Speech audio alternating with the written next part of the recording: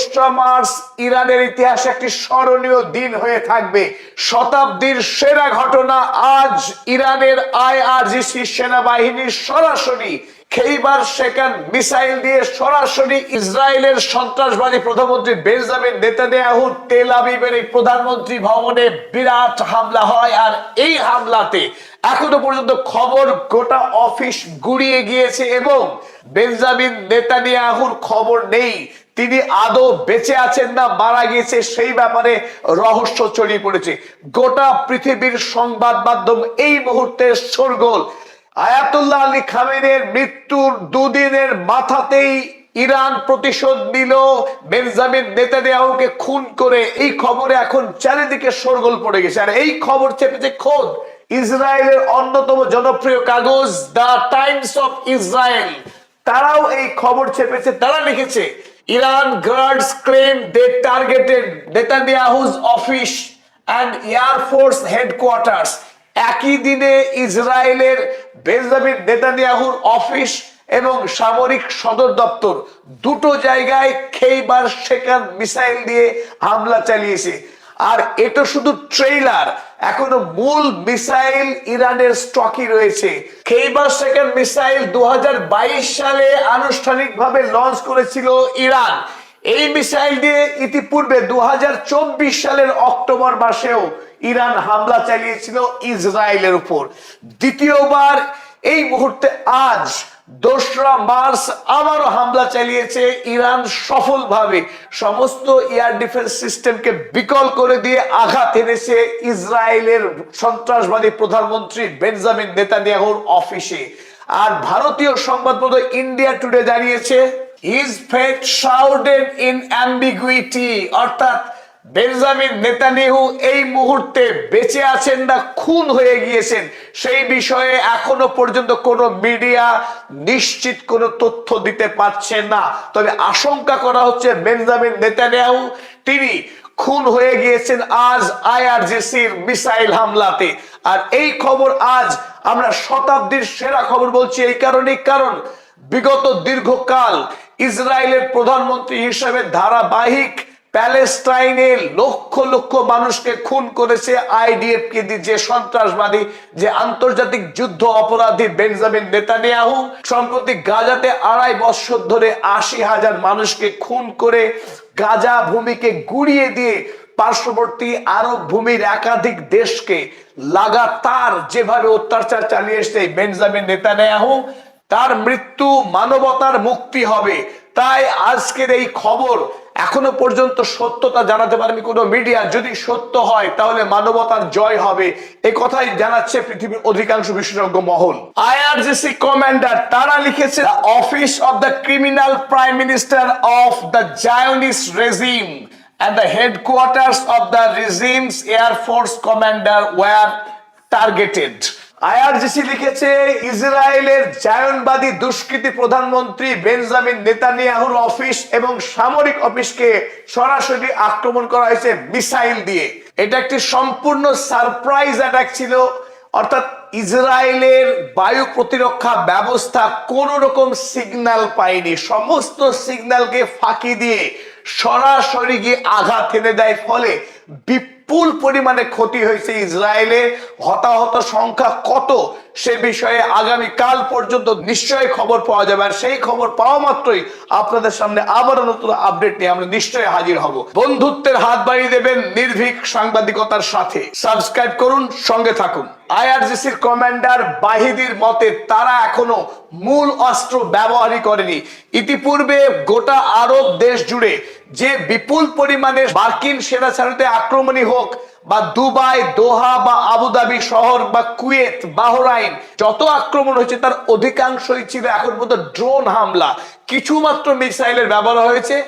ইরানের যে আসল শক্তি ফাতা 1, ফাতা 2, খররাম শাহের 4 মিসাইলের মতো হেভিওয়েট মিসাইল যেগুলো ধ্বংস করার ক্ষমতা সীমাহীন, সেই সমস্ত মিসাইলকে এখনো পর্যন্ত ইরান ব্যবহার করেনি। এখান থেকে ইঙ্গিত দীর্ঘ লম্বা যুদ্ধের প্রস্তুতি নিয়ে বসে আছে ইরান। তাই ইরানের সঙ্গে যুদ্ধ করে জেতা এই মুহূর্তে আমেরিকা হোক আর ইউরোপ হোক কারোর পক্ষে সম্ভব না। সেটা ইতিমধ্যে প্রমাণ এইভাবেই হয়েছে যে একসঙ্গে ইরান, এতগুলি আরব রাষ্ট্র, ইসরায়েল, সাইপ্রাস, কোথায় না আক্রমণ করেনি। এই 3 দিন ধারাবাহিক ইতিমধ্যে কয়েকশো টার্গেটে সফলভাবে আক্রমণ করেছে ইরান। এখান থেকে দিশেহারা, ডোনাল্ড ট্রাম্প উদ্ভ্রান্ত, আর যদি বেঞ্জামিন নেতানিয়াহু আজ খুন হয়ে থাকে সেটা তো শুভ ঘটনা।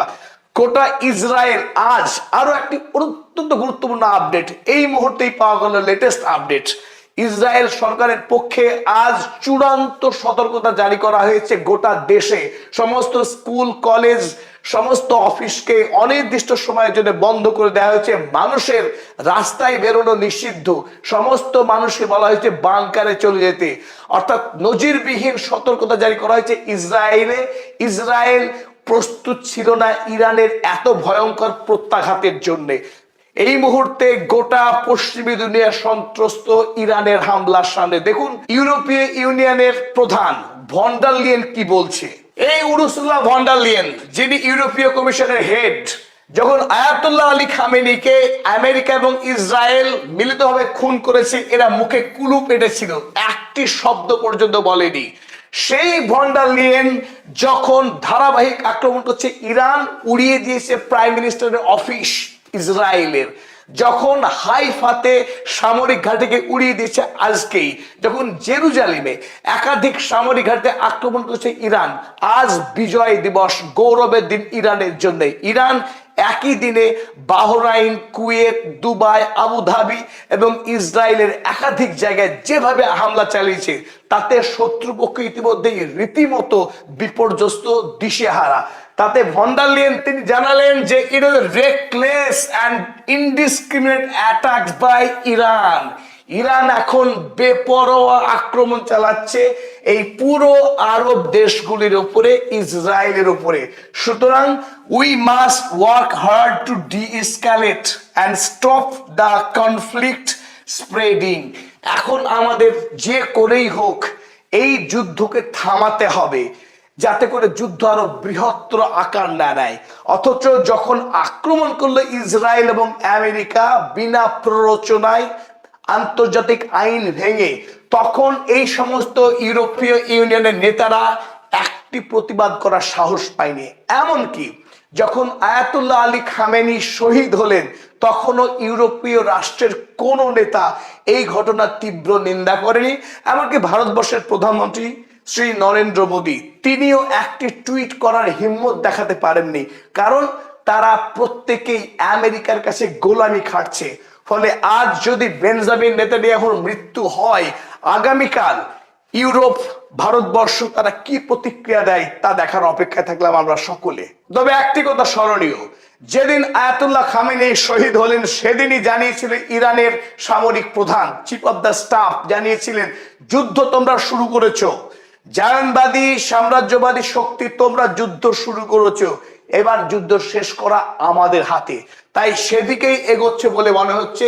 এক অভূতপূর্ব অবস্থা, ইরান একা আর গোটা পৃথিবী একদিকে, সবার সঙ্গে একসঙ্গে এক চাইনা মিউজিক, গোটা আরব দেশ, ইসরায়েল একসঙ্গে দুরপুর দুরপুর করে বম পড়ছে, মিসাইল পড়ছে, আর সবাই দিশেহারা। এক অভিনব, অকল্পনীয়, ইরানের জয় হোক। এইরকম শক্তিশালী রাষ্ট্র ইরান যে হতে পারে গোটা পৃথিবীর কল্পনাও ছিল না। ডোনাল্ড ট্রাম্প কল্পনাও করতে পারেননি যে এইভাবে মার খাবে। ইতিমধ্যে 560 সেনার মৃত্যু নিশ্চিত হয়েছে।